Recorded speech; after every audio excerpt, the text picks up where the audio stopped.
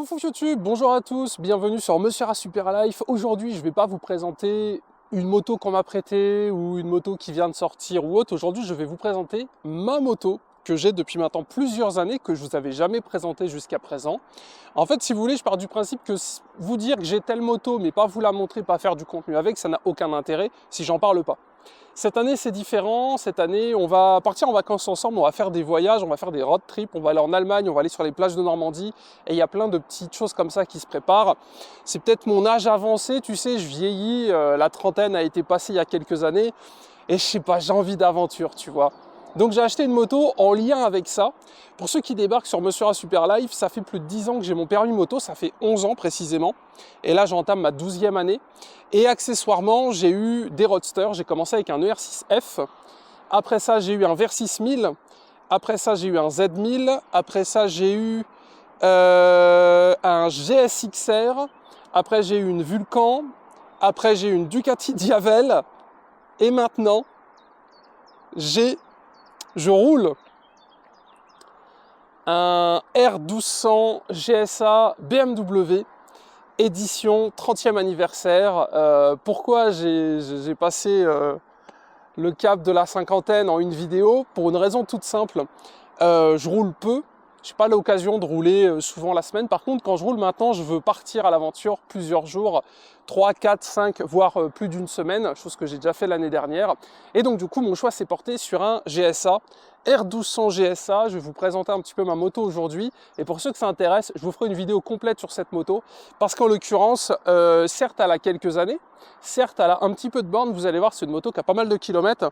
Mais elle est dans un état incroyable. Et honnêtement, là, pour le moment, c'est vraiment la moto parfaite pour moi. Ce que je voulais, c'était pouvoir voyager en duo, partir à l'aventure, mais en même temps pouvoir aller chercher le pain et en même temps pouvoir me faire plaisir assez facilement. Donc, c'est ce que j'ai fait et c'est vraiment trop bien. Donc, cet engin est tout simplement de marque allemande. C'est du Made in Germany. C'est une moto qui est très connue, je ne vais pas faire le gars qui a une moto originale et exotique. C'est littéralement l'une des motos les plus vendues au monde. Aussi bien chez BMW que dans le monde entier, c'est un best-seller. Là, ce que vous avez devant vous, c'est le Graal. C'est une DOHC K25, si mes souvenirs sont bons. C'est le dernier modèle à refroidissement par air. Donc c'est une air huile. Donc les connaisseurs, ils connaissent. En fait, si vous voulez, chez BMW, il y a eu pas mal de phases. Et celle-là, c'est la dernière de cette génération-là. Donc c'est la plus fiable. Voilà, cocorico. Après, ils sont passés sur de la 1200 refroidissement liquide. Après, ils sont passés sur du 1250. Et là, cette année, il y a la 1300 qui est sortie, qui est très jolie. Mais c'est 30 bâtons. Et au final, très jolie, même pas, parce que limite, je préfère le 1250. Vous me direz, vous, ce que vous en pensez. Alors c'est une moto que j'ai depuis maintenant plusieurs années, j'ai fait plus de 10 000 km avec, j'étais en Allemagne, j'étais dans le sud, j'étais en Normandie, j'étais dans le Jura, j'ai été en Lorraine, bref j'ai pas mal vadrouillé avec, parce que ça ne demande que ça, tout simplement, aussi bien en solo qu'en duo, et là elle est équipée, finie, exactement comme je veux, donc c'est pour ça qu'on a mis un petit peu de temps, puis surtout vous allez pas mal me voir rouler avec cette moto cette année. Donc c'est pour le moment la moto avec laquelle j'ai le plus roulé et c'est également la moto avec laquelle j'ai pris vraiment le plus de plaisir parce que c'est vraiment une beauté. Donc R1200 parce que c'est un 1200 cm3, d'accord. La gamme R, parce que chez BMW il y a plein de lettres, d'accord. Celle-là c'est un R1200 GSA. Parce que c'est une version Adventure, donc c'est la version au-dessus d'une GS, elle est plus lourde, plus gros réservoir, il y a pas mal d'options et c'est surtout une version 30e anniversaire, donc du coup il y a encore des petites options en plus. Je vais rapidement vous présenter un petit peu ce que c'est, comment ça fonctionne et on rentrera plus dans les détails dans une vidéo dédiée, une vidéo test sur cette moto. Aujourd'hui c'est plutôt la vidéo, voilà ma nouvelle moto tout simplement. Alors moi, qu'est-ce que j'ai fait en petite personnalisation? J'ai custom le bras oscillant parce que c'est une moto à cardan. C'est pas une moto à chaîne, pour information. Je ne voulais plus de chaîne, je voulais plus m'emmerder avec ça. Et d'ailleurs, aujourd'hui, on teste une nouvelle caméra, donc vous me direz ce que vous en pensez de la qualité, parce que j'essaye de préparer un setup vlog vidéo qui permet de faire de la moto et en même temps du road trip et en même temps du vlog. Donc là, j'ai choisi la Ace 360 Pro, vous me direz comment ça le rendu. Du coup, je voulais plus de chaîne, je voulais du cardan et je me suis fait une petite personnalisation ici qui est vraiment de toute beauté. Après, en personnalisation, j'ai également craqué sur un petit atout que j'ai posé moi-même et beaucoup de personnes m'ont dit que je l'avais plutôt bien posé, donc je suis content. Et donc 30e anniversaire, qu'est-ce que ça veut dire? Ça veut dire que c'est une 2010, ça veut dire que l'année dernière c'était les 40 ans, et donc il y a une modèle noir et or qui est sortie, qui est de toute beauté, qui fait un peu KTM, mais sur la 1250 c'est vraiment une beauté. Celle-là, c'est la 30e. On a du coup un blanc exclusif, la selle qui est Biton. Et comme c'est la version Adventure, on a la bulle qui est très très haute, donc ça c'est parfait pour voyager, on n'a pas le vent dans la gueule. Vraiment c'est un canapé volant, c'est pas une Gold, même si ça pèse quand même un certain poids, mais je vous assure que l'essayer c'est l'adopter. Moi c'est une première main que j'ai achetée chez BMW directement. Je l'ai acheté à 63 000 km je crois, ou 62 000 km. BMW me l'a garanti 1 an. Elle est full option, elle a tous les packs et c'est le plus important parce que pour information chez BMW, il y a plein de packs, il y a plein d'options et s'il vous manque une option, s'il vous manque un pack, ça peut être assez compliqué à la revente. Donc là vous avez vraiment la GSA 30e anniversaire, full tout ce que tu veux. En version évidemment DOHC parce qu'après tu as la 1250 qui est pareil en version GSA avec plein d'options. Et après, tu as la 1300 qui n'est pas dispo encore en GSA, mais qui sera, j'imagine, très bientôt dispo en GSA. Donc, mon R1200 GSA, comment ça marche? Petite personnalisation, protection de feu. Ça, c'est du Made in China. De base, je voulais prendre du Touratech ou du Wunderlich parce qu'elle est full équipée Wunderlich et Touratech. Mais j'ai vu les prix et j'ai fait mon rat. J'ai pris une petite protection à 15 boules. Ça fait plaisir. Elle a de base les clignotants LED, la bulle haute, bien évidemment, comme c'est une GSA. Elle a également le gros réservoir, autonomie du réservoir, 500 km. Qu'est-ce que tu veux que je te dise? 500 km vérifié et testé. J'ai roulé plus de 10 000 km l'année dernière. Elle a également les feux additionnels de chaque côté qui se commandent directement ici. Et pour ceux qui se demandent, oui, c'est d'origine. Par contre, ils ont été changés par des plus puissants parce que de base c'est pas les spots là qui sont mis. Après, on a évidemment du coup des roues à rayons. Donc ça, c'est une option chez BMW. De base, ils sont pas forcément comme ça, mais sur la GSA, je crois qu'ils sont comme ça d'origine. On est évidemment avec du gros disque à l'avant. Et le petit plus, c'est tout le côté un petit peu suspension qui est vraiment incroyable parce qu'elle a les suspensions pilotées. Je vous jure, c'est... La moto ne m'a pas déçu. Elle est toute équipée. BMW, protection, parce que évidemment sur la GSA vous avez les barres, donc les barres de renfort, donc ça vient là, comme ça redescend, et elle est équipée avec les petites sacoches Touratech qui sont du coup mis sur les protections. Comme c'est un R1200 BMW, on a évidemment El Famoso bloc qui dépasse comme ça de chaque côté. Et l'avantage, c'est que le poids est redescendu, on ne le sent pas du tout. Et certes, à l'arrêt, ça peut être assez lourd, mais une fois qu'on est parti, une fois qu'on est en première, deuxième, etc., c'est un vrai bonheur. J'ai fait la route Napoléon avec l'année dernière, donc de Grenoble jusque le sud, là je ne sais plus jusqu'où ça va. C'était vraiment incroyable.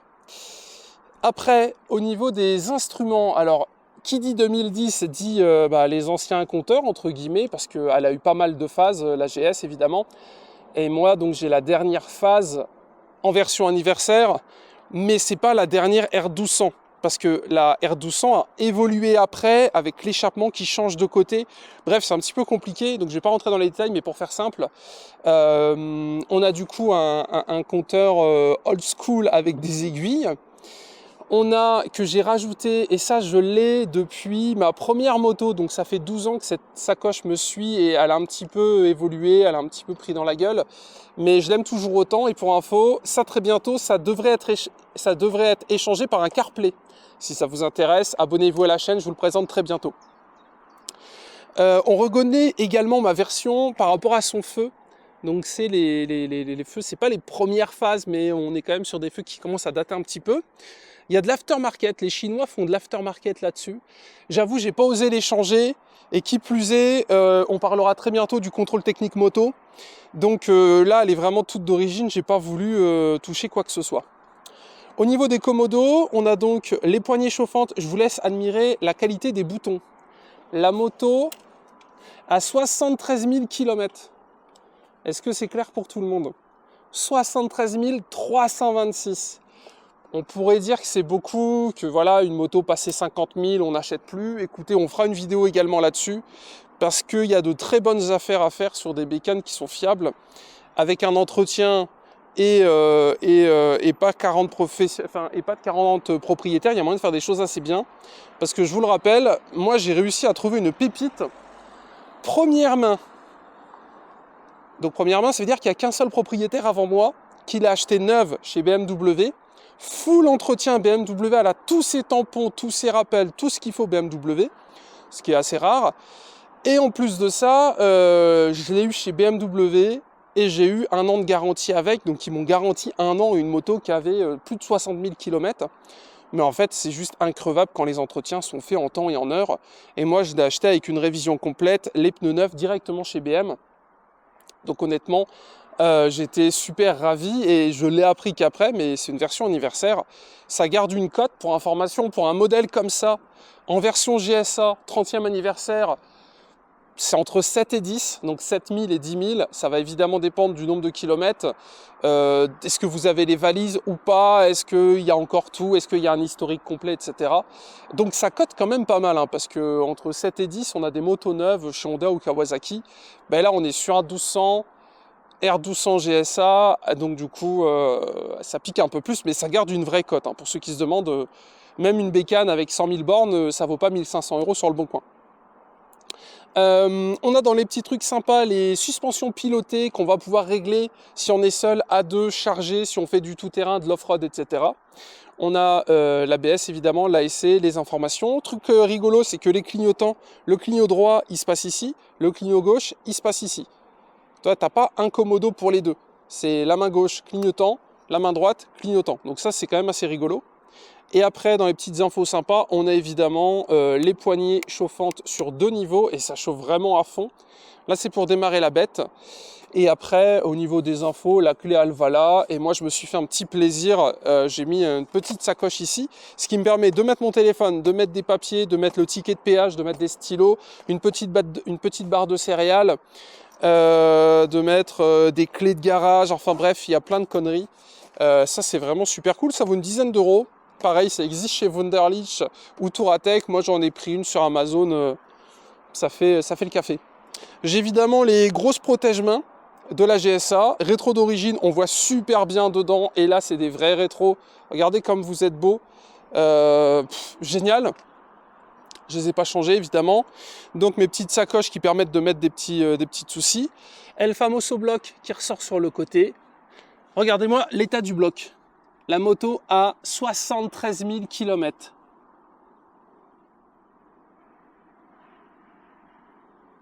Voilà. T'as pas l'impression qu'elle a 73 000 km. Honnêtement, je vais pas vous mentir, j'avais un peu peur au début. En fait, pas du tout. Aucune mauvaise surprise. J'ai évidemment la béquille centrale, donc béquille d'atelier. On a évidemment la petite béquille sur le côté, hein. Ça c'est évident. Sur dessus, on a un full kit Wunderlich. Donc la patte est plus large et en même temps il y a des vis en dessous pour le surélever, parce que le défaut de celle-là, c'est que la béquille est un peu courte. Donc quand tu te gares et que c'est un peu en pente, elle a tendance d'être un petit peu de travers. Échappement d'origine à clapper. À noter que l'échappement sur cette version-là, il est du coup de mon côté. Sur la 1200 de la phase d'après refroidissement liquide, l'échappement passe de l'autre côté. Et du coup, petit tips rigolo, regardez au niveau des valises. La valise ici est enfoncée pour laisser l'échappement. Sur la R1200 de la génération d'après, c'est la valise là qui est creusée. Et on a également une sorte de support de plaque Wunderlich. Donc ça pareil, c'est en option. Et on a également un petit petit sabot là-bas carbone qui n'est pas d'origine, parce qu'en fait de base elle a tendance à foutre de la flotte partout. Donc là on a une petite option sympa qui a été rajoutée, ça évite que l'eau remonte, et avec ça, si tu roules sous la pluie, bah t'es sûr de ne pas avoir de la flotte partout, tu vois. Pardon, ce qui est quand même plutôt sympathique. Bon, la fière allure évidemment. Là elle est équipée avec les grosses valises plus sacoche. Les sacoches se relèvent, donc je peux vraiment augmenter à fond. Et moi à l'intérieur j'ai rajouté les sacs de valises. Comme ça me permet, quand par exemple je voyage, on a de base ici les attaches, je peux tout déplier. Donc ça c'est du AliExpress au niveau des valises. J'ai pas voulu prendre les officielles parce que c'est un budget. Et je me voyais pas mettre 400 € dans des valises. Du coup, pour moins de 100 €, j'ai eu la totalité des petites valises. Ça marche très très bien, je les ai depuis plus d'1 an. Aucun problème. Et comme vous pouvez le voir, on peut faire quand même pas mal de choses. Limité à 180 km/h avec les valises, je vais pas vous mentir, elle les prend, la question n'est pas là. Mais on n'achète pas ce type de moto pour prendre 200. Par contre, on achète ce type de moto pour faire 300-400 km par jour. C'est ce que je fais avec quand je pars à l'aventure. Et là, j'ai fait le Roucool. Ici, vous avez tous les pays où j'ai déjà été. France, Belgique, Allemagne, Luxembourg. Je compte faire tous les pays d'Europe et également monter en Écosse avec, faire la Corse, etc. L'autocollant de la Corse, c'est l'ancien propriétaire qui l'a emmené. Bon, évidemment, j'ai pas eu l'occasion encore, même si j'ai été pas loin d'Aix-en-Provence avec. Mais bon, la Corse n'a pas encore été faite. Et là, évidemment, on a également ici un petit peu de place. Donc là, on peut mettre un casque sans aucun problème. Petite anecdote rigolote, et peut-être que l'ancien proprio se reconnaîtra. Salut à toi, si jamais tu passes par ici. Démarrage à clé, on est d'accord. La clé est codée avec cette valise. Ici, c'est la même serrure. Moi, quand j'ai acheté la moto chez BMW, j'avais pas les valises latérales. Le gars les avait gardées. Sur le bon coin, je cherche des valises latérales, je trouve celle-là. J'achète la moto chez BMW, j'achète les valises chez le particulier.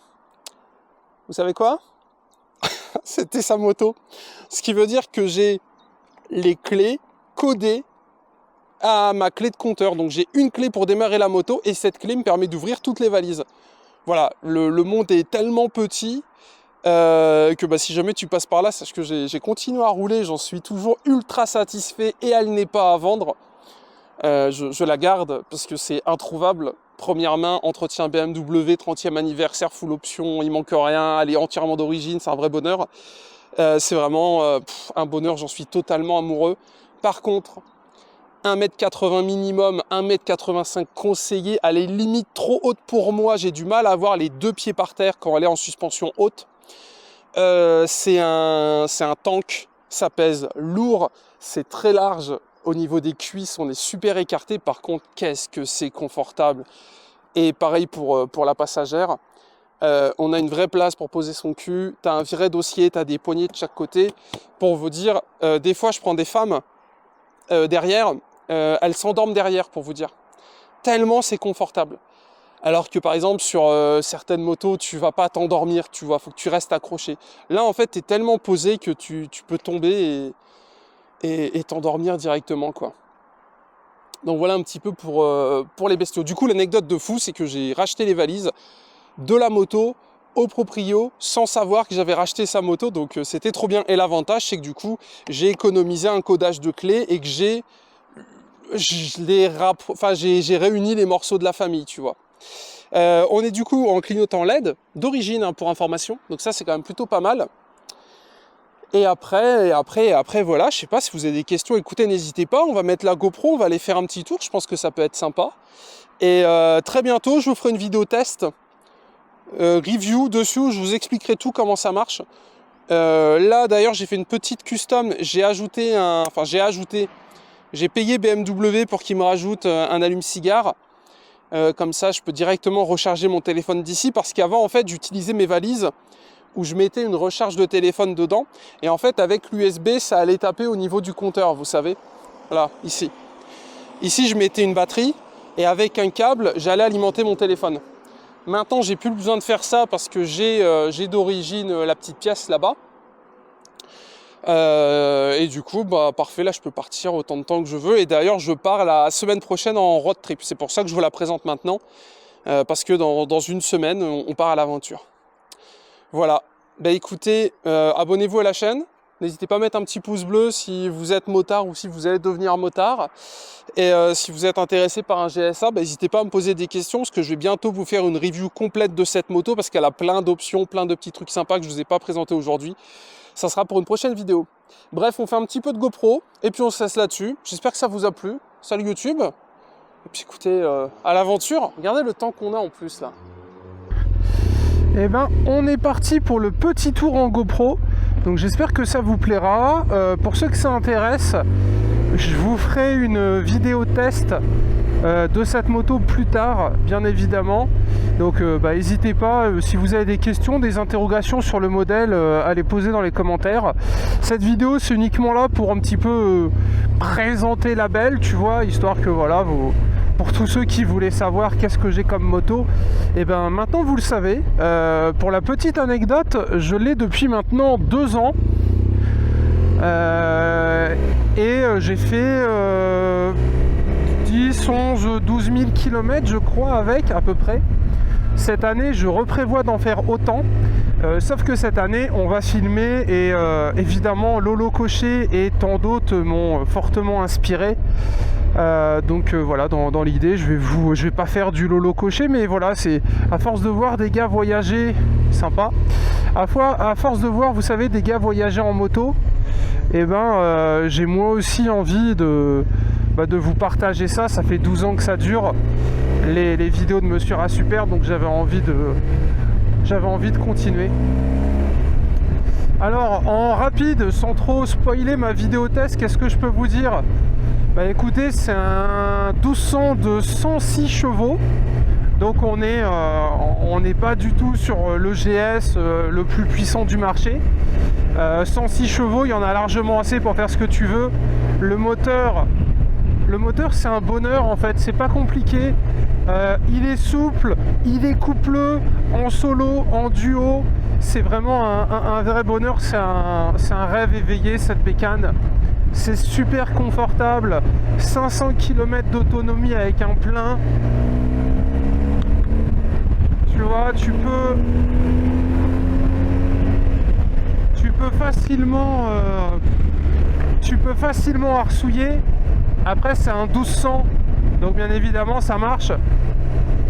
Et du coup, pour tous ceux qui se demandaient, j'ai cette moto depuis un peu plus de 2 ans. Alors évidemment, quand j'essaye des 125, je saute pas au plafond, mais c'est normal. Sur cette chaîne, je veux à la fois vous partager ma passion de la moto et également ma découverte. C'est-à-dire que grâce à Kawa, Honda et Suzuki, j'ai l'occasion de tester plein de motos. Et donc, vous me direz, pourquoi tu as acheté un R1200 ? Tout simplement parce que quand je regardais les tests sur YouTube, Africa Twin versus BMW GS versus plein d'autres bécanes, elle gagnait tout le temps. En fait, dans les tests, la moto était vraiment mise tout le temps en première, tout le temps. La GS gagnait tout, c'est vraiment la reine de sa catégorie. C'est pas forcément la meilleure sur tous les points, mais c'est vraiment la reine dans sa catégorie, du un petit peu road trip à bécane, l'aventure. En off-road, l'Africa Twin est mieux, mais moi je fais pas d'off-road, je fais pas de tout-terrain. Je fais de la départementale, de la nationale, des petites routes. Je prends pas l'autoroute avec, je prends vraiment... L'idée c'est de voyager, tu vois. Par exemple, là quand je vais aller en Normandie, je vais mettre une journée entière à aller en Normandie. Parce que je vais prendre que les petites routes. On va s'arrêter quand on a envie. Si on voit une petite église sympa, on va se garer à côté, on va prendre une photo. Enfin voilà, on est vraiment dans le partage et l'aventure. Et c'est ça que je kiffe, et vraiment je revis ça avec cette bécane. En plus elle plaît à fond, tu vois, tout le monde, dès que les gens la voient, ils sont impressionnés par la taille, le poids, elle est imposante. C'est vraiment une moto pour baroud, tu vois, donc Donc c'est vraiment génial, j'en suis fou amoureux bien évidemment. Et donc voilà pourquoi j'ai pris un R1200 GSA. De base, je voulais un R1200 GS. Le budget, c'est moins cher. Et le coup de cœur chez BMW, tu vois, la première main, full entretien BMW, garantie 1 an. Qu'est-ce que vous voulez que je vous dise? C'est introuvable. Introuvable. Et surtout, c'est la version la plus fiable. Parce que c'est la dernière version des OHC, donc c'est la dernière version refroidissement par air. Elle a cette sonorité, elle a cet agrément de conduite qui est un vrai bonheur. Voilà. Et cette vidéo n'est pas sponsorisée par BMW bien évidemment, mais c'est un vrai bonheur. Donc j'avais envie d'essayer. C'est vraiment dans mon historique de moto. J'ai eu des roadsters, puissants, j'ai eu un GS XR, etc. J'ai eu des motos d'A2 type Vulcan, qui est une moto qui est bridable en A2, qui faisait 60 petits poneys. J'ai eu une Ducati Diavel carbone. Là, je voulais essayer, j'avais envie de voyager. Il y avait déjà des indices, hein, parce que cette moto, vous la voyez depuis maintenant pas mal de temps sur ma chaîne, mais je vous avais pas dit que c'était la mienne. Et tu vois par exemple la Diavel, vous l'avez vu, ma Diavel, je l'ai montée valise, c'était un signe, tu vois, c'était un signe, c'est l'âge les gars, c'est la trentaine, voilà, je veux une moto avec des valises, 500 km d'autonomie, pas de chaîne, pas d'entretien, un cardan, elle va une fois par an chez BMW, ça me coûte 400 €. Voilà, et puis on n'en parle plus parce qu'évidemment, comme elle est full entretien BM, c'est dommage à quasiment 75 000 km de plus la mettre chez BM. Donc moi je veux tous mes tampons. Voilà pourquoi j'ai pris ce bestiau. C'est pour moi la meilleure moto du monde et de l'univers. Si vous faites plus d'1m80, si vous souhaitez vous balader et voyager 3 jours et plus en solo ou en duo, sans vous péter le dos, sans avoir mal au cul, c'est d'un confort, c'est d'une souplesse, c'est d'un couple, c'est incroyable, c'est génial. Et très bientôt, ici, il y aura un CarPlay. Voilà, on cesse là-dessus YouTube, c'était Monsieur A Super. À très vite!